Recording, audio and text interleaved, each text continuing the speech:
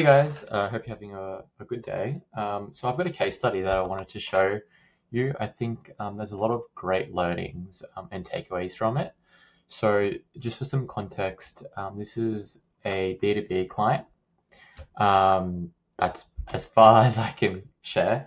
And what's really important to note is, right, we were running multiple channels from paid search, uh, including Google Ads and Bing, as well as LinkedIn and Facebook, right, at the beginning of the year.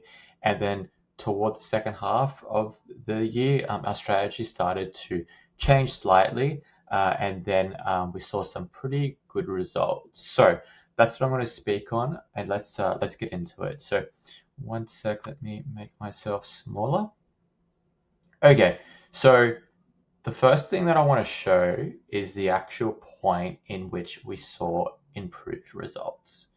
So we can see, looking at this graph, please ignore December. There was a spend issue, which is why cost per MQL absolutely spikes. But just please note that this is looking at all MQLs and all spend, okay, across all channels.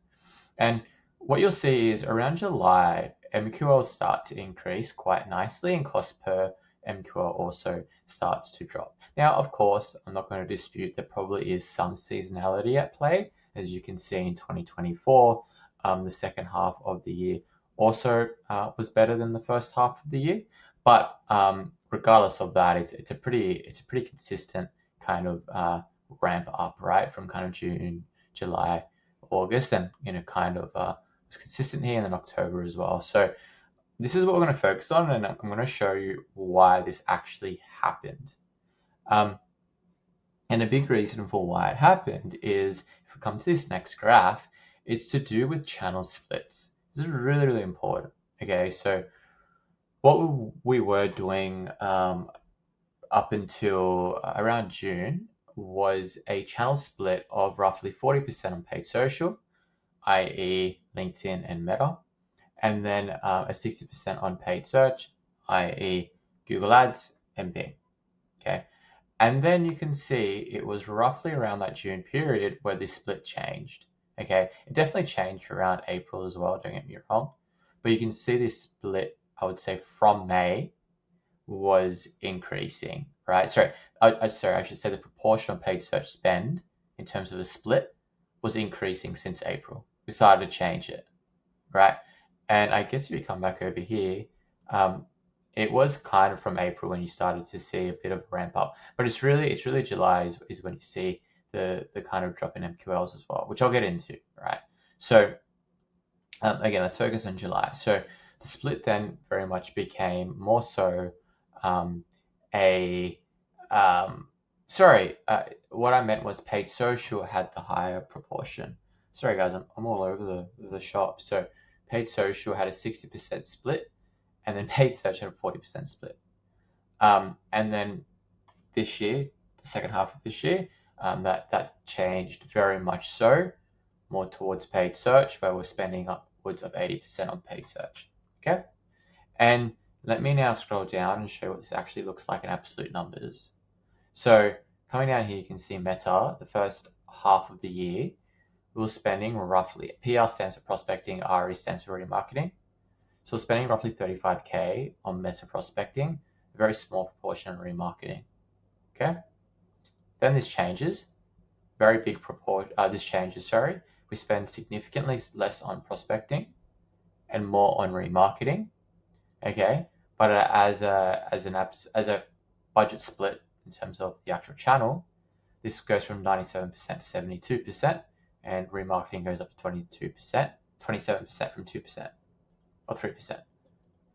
And LinkedIn as well was the same, right? LinkedIn was spending 19K here, and that changes to kind of 8K and 2K.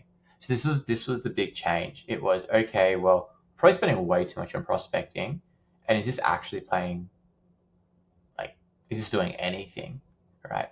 And that's the biggest learning that I want to kind of emphasize, right? Is that, at the end of the day, I see a lot of people say, yeah, let's do paid social and, the importance of paid social. And it is important, don't get me wrong, but also it's understanding the market that you operate in at the end of the day as well, right? This is a B2B market, and,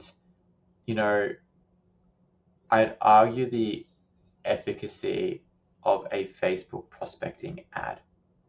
Even on LinkedIn, I argue the efficacy on prospecting as well, unless your ads are very good and targeted and you're spending a bit. But I really argued like, is this really doing anything, right? Or is this very much like inbound people come in, it's a commoditized market, and when you know you need this particular product, service, you go to search and you look for a vendor. That's very much the play. So that's where we were like, okay, well, let's just cut prospecting spend. Let's just see if it does anything. And we did it. We cut prospecting spend, and as I said, we see significant uplift in MQLs and a drop in cost per marketing lead. And a lot of that was due to both absolute investment levels, right? Like we did drop spend on Meta a lot and paid social. Like you can see here, if you look at LinkedIn and Meta, we're spending like in the beginning of the year, spending like 8K, 4K, 6K, etc. Right? So that's that was kind of the learning, right? I mean, you can see kind of in December 2024, we spent 12K there. Okay, so I think I'll leave it there. I'm going to keep this more of a short video because I know my videos do tend to go quite long. But yeah, the learning is basically reconsider your funnel and question, is investment in this channel actually leading to anything? And if you think it isn't, then test it and say, okay, well, let's see if it is to reduce spend, maybe reallocate spend to another channel, hold up for 2 months, see what the impact is. Impact here, more conversions at a lower cost. So happy days. All right. Hope you guys have a good rest of the day, and I'll see you in the next one.